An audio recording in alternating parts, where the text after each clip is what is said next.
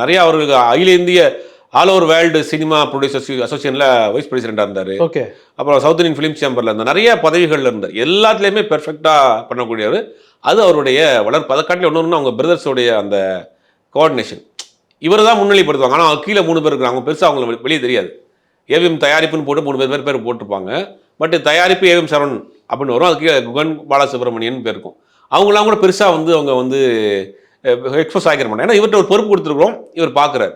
அந்த ஒற்றுமை இருக்குல்ல, குடும்பத்துக்குள்ளே இருக்கக்கூடிய ஒற்றுமை, தொழிலாளர்கள் நடத்தக்கூடிய அந்த அனுசரணை, அவங்களுக்கு தேவைப்படக்கூடிய விஷயங்களை தேடி கண்டுபிடிச்சி கொடுக்குற விஷயம், இதெல்லாம் பெரிய ஒரு நம்ம கற்றுக்கிற வேண்டிய பாடம். இது நீங்கள் சினிமா இண்டஸ்ட்ரி கிடையாது.